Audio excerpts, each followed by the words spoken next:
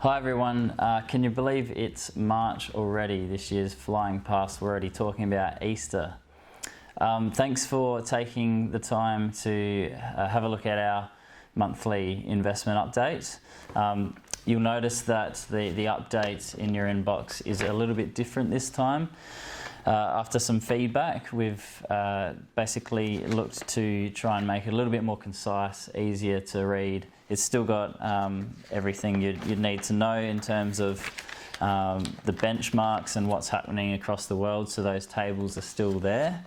But what we've done is made a bit more of a concise review of what's happening globally and what's happening in Australia and what the outlook looks like. So I'm happy for you to provide feedback on this new format. Let us know what you think.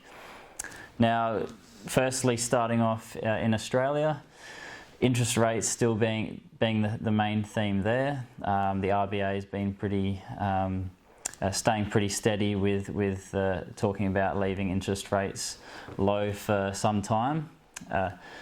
The 10-year bond yield rate is probably something interesting to note, that has gone from 1% to 1.8% over the month. So long-term bonds yields are rising, which is what's giving this people a bit of worry about inflation expectations coming forward. Over the month, the sectors that performed pretty well were your banks, resources, energy. This actually makes up about 45% of the top ASX 200 companies. So we'll see that the Australian market didn't actually do too badly. The sectors that came off were more your growth sectors like your tech and your healthcare. So there's a little bit of a rotation there. If you're following the residential housing market, still booming. I went to a auction on Saturday on the weekend for a house that had a base price of $700, which is what they wanted. It ended up going for $850,000. So there's definitely still a lot of demand there. There was easily over 100 people at this auction in particular, and I'm hearing a lot of those stories around as well.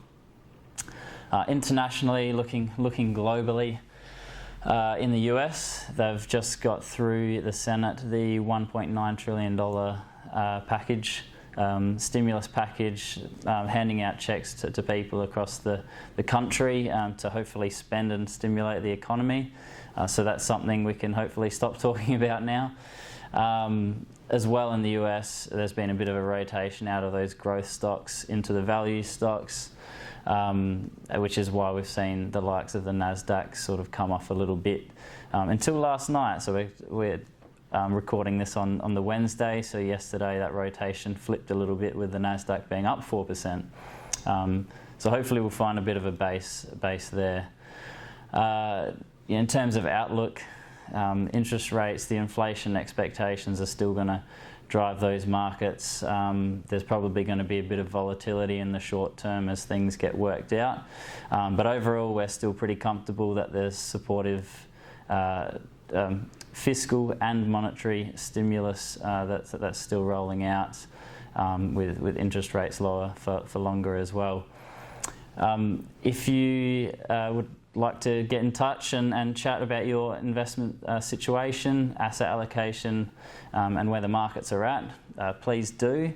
Also, if you know anyone that actually wants to have a look at these updates that we send out as well, in your report, we've put a little email address in there, so you can just flick us an email and we can add someone to the list that would like to see it.